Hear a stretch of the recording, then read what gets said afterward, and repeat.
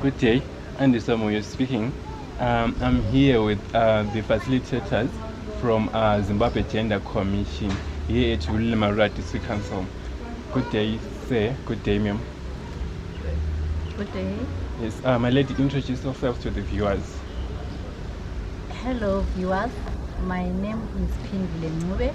I'm the legal officer at Zimbabwe Gender Commission.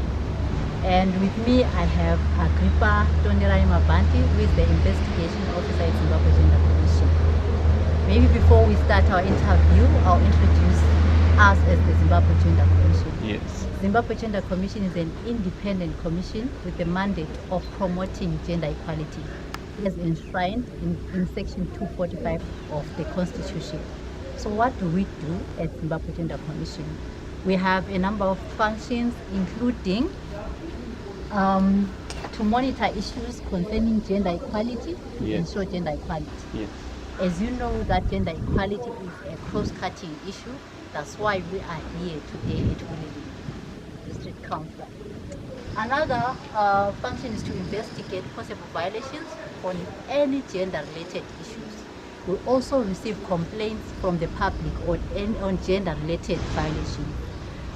Furthermore, we recommend prosecution where we are dealing with criminal matters. We also advise private and public institutions on steps to be taken to ensure gender equality, which is also the other reason why you are here at Bulilima today, to advise the institutions on how we can promote gender equality.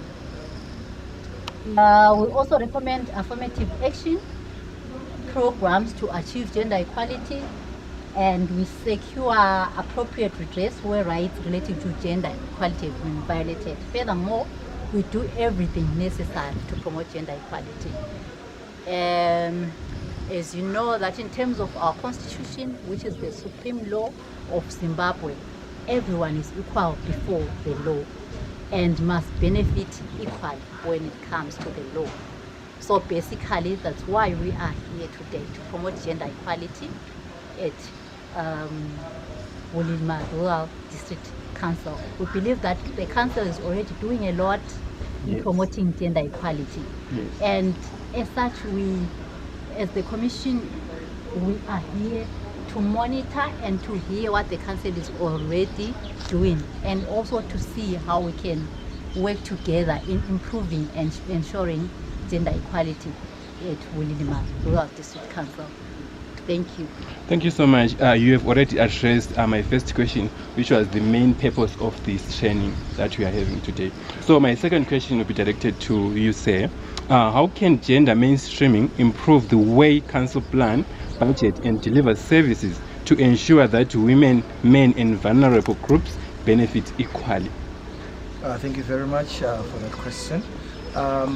Gender mainstreaming is a critical step in ensuring gender equality. Yes. Because you are taking on board the different views, the different issues that affect men, women, boys and girls. Yes. Because remember, when you are coming up with policies or repealing policies, it must be informed by what is happening on the ground.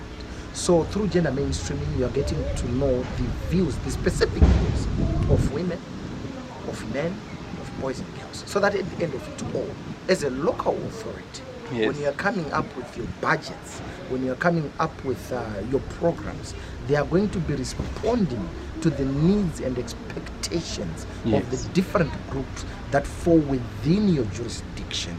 So that at the end of the day, we are able as a country to achieve Vision 2030 by leaving no place and no one behind. Sam, may you kindly enlighten us? What are some of the common gender-related challenges you have observed in local government, and how can training such as this help council address them?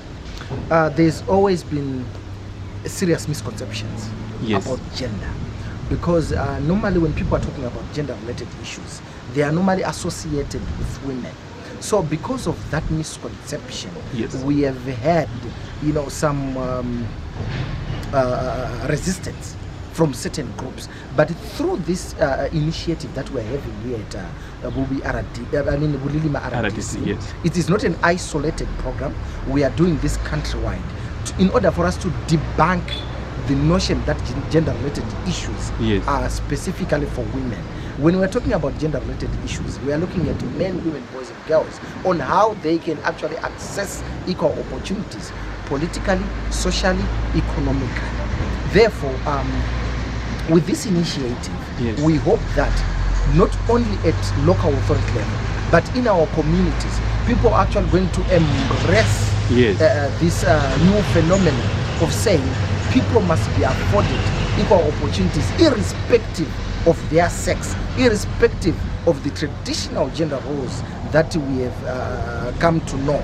Because we want to move forward as a country. Remember, Zimbabwe is a signatory to yes. various international conventions, yes. Sustainable Development Goals, SDG number 5, which talks about gender equality.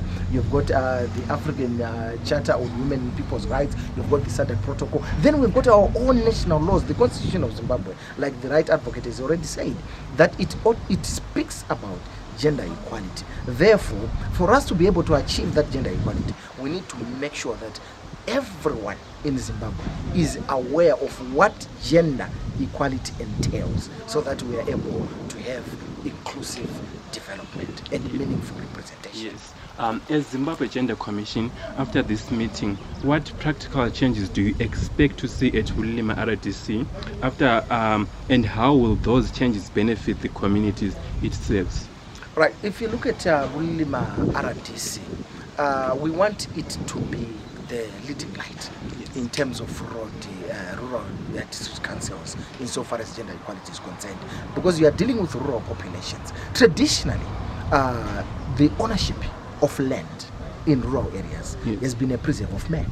Yes. But now we are saying, if you look at the Constitution of Zimbabwe, it says every Zimbabwean citizen has got the right to own land. So we now, in Bulilima Rural District Council, must come up with a clear program to actually establish the ownership of rural households in its jurisdiction, so that we will use that as a blueprint to actually inform policy formulation and the policy implementation at national level. Because we don't want to have a situation whereby women continue to be left behind, especially in terms of land ownership and decision making. Because if you look at your gender analysis, we are looking at who owns what, who makes the decisions, who is affected by those decisions, who controls what. And generally speaking, you will discover that most women have access to land but do not have control or ownership. So we need the narrative to change so that we bring everyone on board in line with not only our international obligations but also in line with our constitution. Okay, so thank you so much for your time. We learned a lot. Have a great day. Thank you so much.